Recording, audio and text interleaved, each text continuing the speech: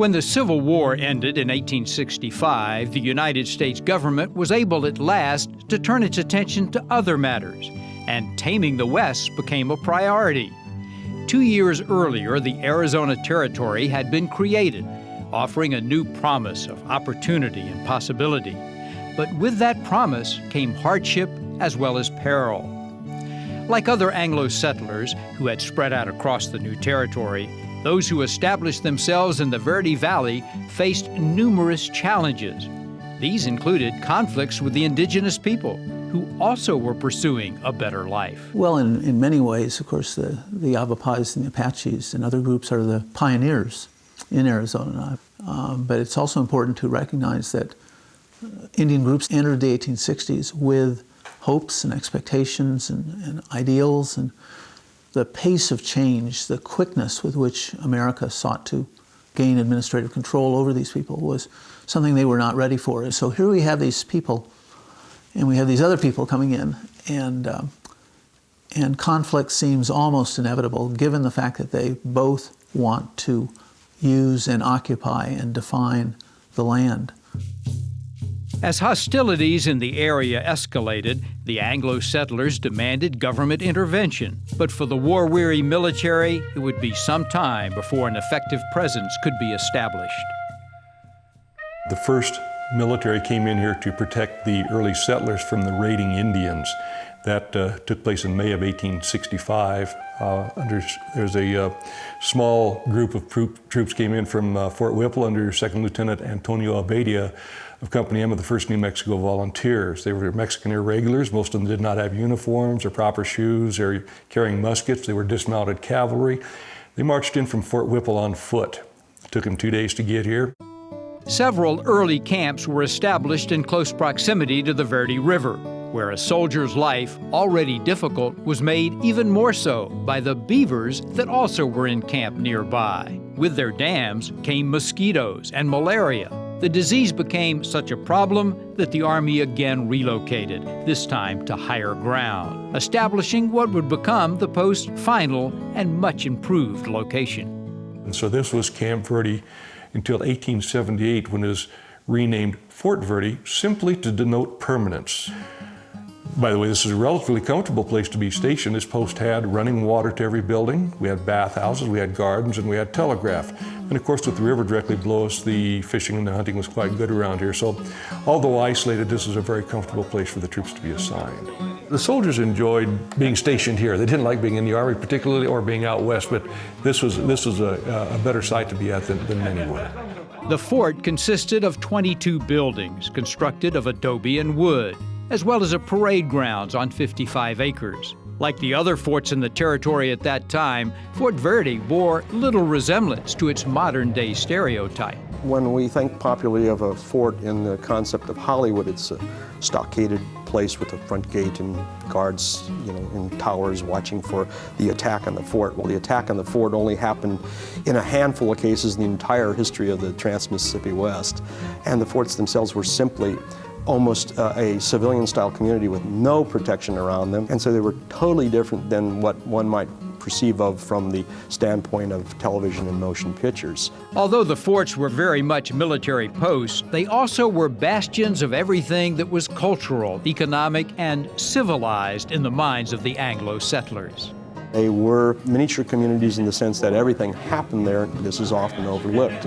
One side would be the officers' quarters, the upscale neighborhood, if you will, and the enlisted men would live across the way, and on either end of the fort would be the functional areas such as the hospital and the supply areas and everything. So they were like communities with a central parade ground, the central park in them. The officers themselves usually would have families. A soldier only made $13 a month, and so there was more or less a saying in the old Army, if the Army wanted you to have a wife, they would have issued you one. And so it was pretty much a bachelor army for the enlisted men. By 1873, the role of the territorial soldier had evolved from protecting Anglo settlers to enforcing federal Indian policy, which centered on the creation of reservations as a way of controlling the indigenous population. By the time of the Civil War through early post-Civil War, especially under U.S. Grant's administration, the thought was that there would be a peace policy. But in order to make the peace policy work, which was an acculturation policy, you would have to bring people in forcibly to the reservations, because people were used to roaming around an area of thousands and thousands of acres and miles, for that matter, into one concentrated area. Given the fact that the people were, in essence, being forcibly uprooted, you had to have the military muscle to do this. And they needed bases of operation, just as we do today, for logistical support and for all the things that were necessary to do so. Between 1873 and 1875, some 1,500 Indians from various bands were placed on the Rio Verde Reservation, where, under the Army's direction, they built an irrigation ditch and learned to farm. They were relocated a second time to the San Carlos Agency near Globe, but there were those who defied the Army and left the reservation. They were deemed renegades, and Fort Verde served as a base of operations for efforts to hunt them down, with patrols that relied heavily on Indian scouts. By 1882, the hostilities were coming to an end, along with the fort's importance. And in 1891, the facility was abandoned and transferred to the Department of the Interior. The military reservation around the post was opened up to settlement, and in the decades that followed, most of the buildings were sold and dismantled. In 1956, the local Camp Verde Preservation Society acquired this particular facility, the administrative building, and the commanding officer's quarters, and they turned them into small museums and storage space and office space for the local historical society. And towards the latter part of the 1960s, the determination was made that they couldn't really afford to maintain the structures, so they went to state parks, and state parks negotiated with the historical society, who literally turned all of the artifacts and facilities over to the fort that they had acquired. After 1970, the park system started acquiring the areas of the parade field and the other two structures, and that continued through 1974 when they'd finally acquired the 11.5 acres we have today.